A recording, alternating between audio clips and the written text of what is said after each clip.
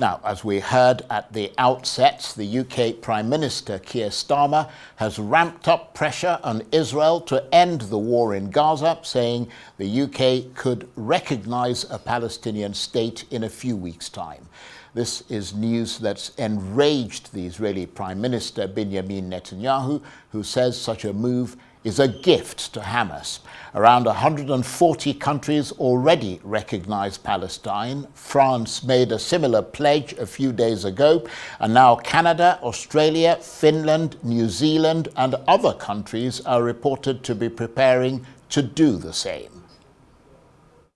Today, as part of this process towards peace, I can confirm the UK will recognise the State of Palestine by the United Nations General Assembly in September, unless the Israeli government takes substantive steps to end the appalling situation in Gaza, agree to a ceasefire, and commit to a long-term sustainable peace, reviving the prospect of a two-state solution.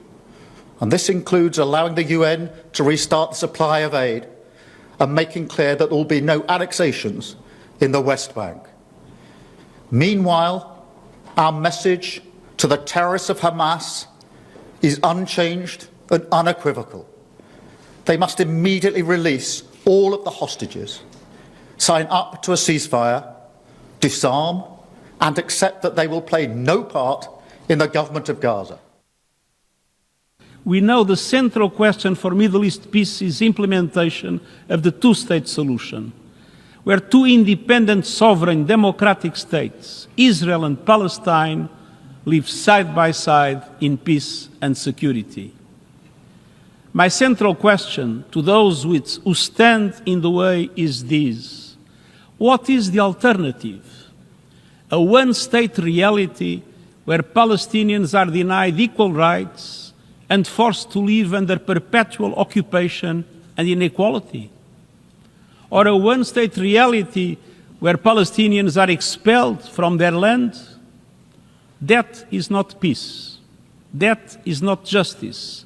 That is not in accordance with international law, and that is not acceptable.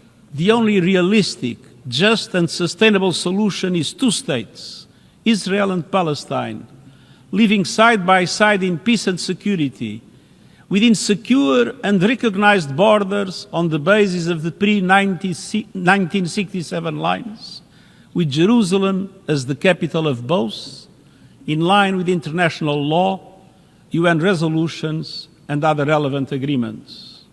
This conflict cannot be managed. It must be resolved. We cannot wait for perfect conditions. We must create them. We cannot defer peace efforts until suffering becomes unbearable.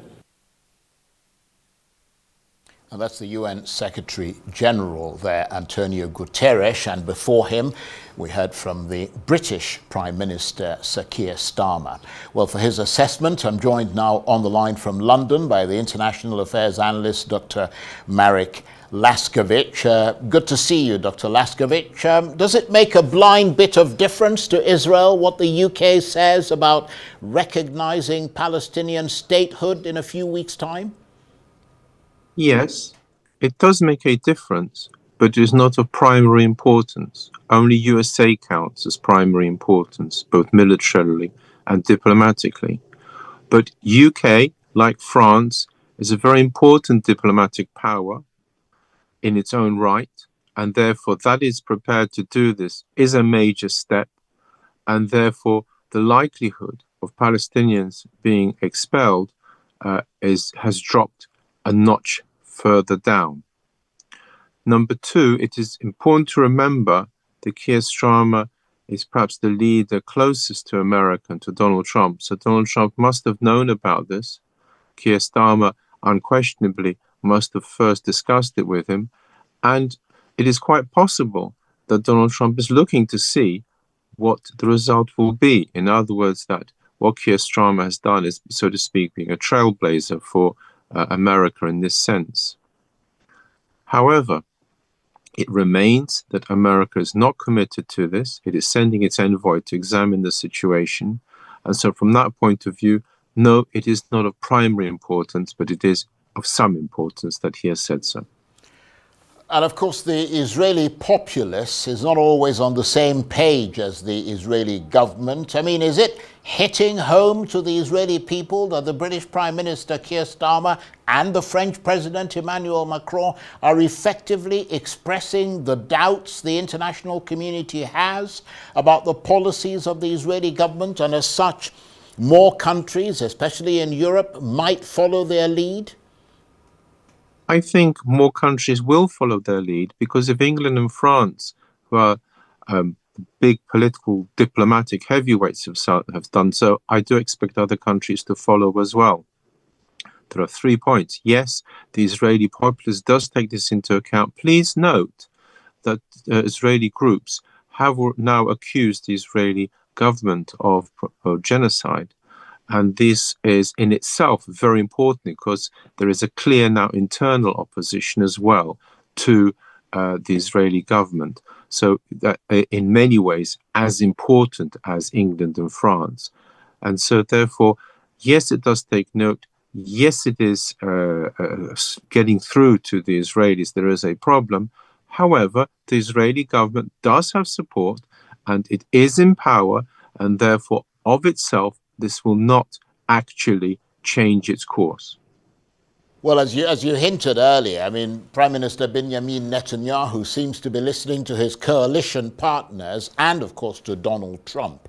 But would it be fair to say that one of the reasons why we've seen such a fierce rebuke of this move by the UK is that it's more than just symbolic?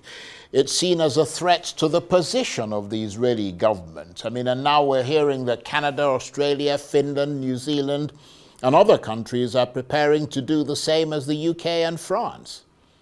Yes, as we said a second ago, the UK is, the more countries will support the UK in this. There's no question of that. It is a secondary threat, not a primary one that can come from America only, but it is a secondary threat to the government, whether it can carry out its policies.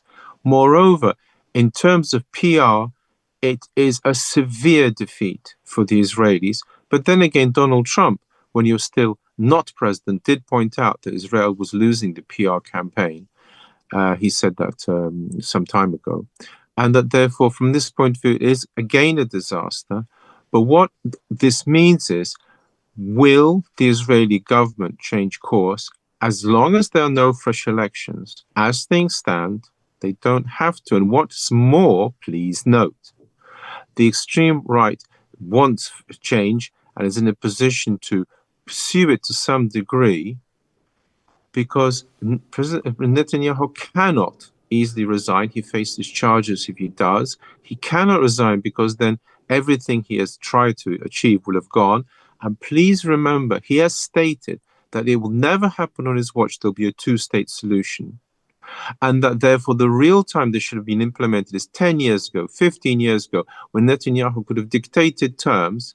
But as things stand, if he does not watch out, he'll find the terms dictated to him.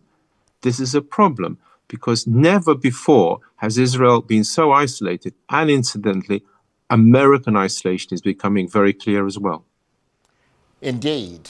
But I mean, let's not forget Britain's involvement in the history of the Middle East. It ruled Palestine, as it was then called, for 30 years in the first half of the 20th century. And it helped to lay the foundation for a homeland for the Jewish people on that land, didn't it?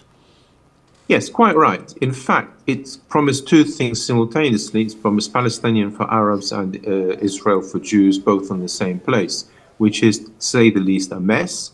It actually simply walked away from the mess, which is the best way of describing what it did. And it is, you have to point out, has to be pointed out, it is a long time ago. Great Britain, on what is said, would have been of primary importance in the 1940s. In 1950s, it would have been some importance, but by 1960s, it wasn't anymore. America was the key player. And so, yes, it has a historical resonance. I think that's of lesser importance than the fact that Great Britain simply is an important country. But there is a slight resonance from history, yes. On that note, I want to thank you very much indeed. Dr. Marek Lasckiewicz is the International Affairs Analyst talking to me on the line from London.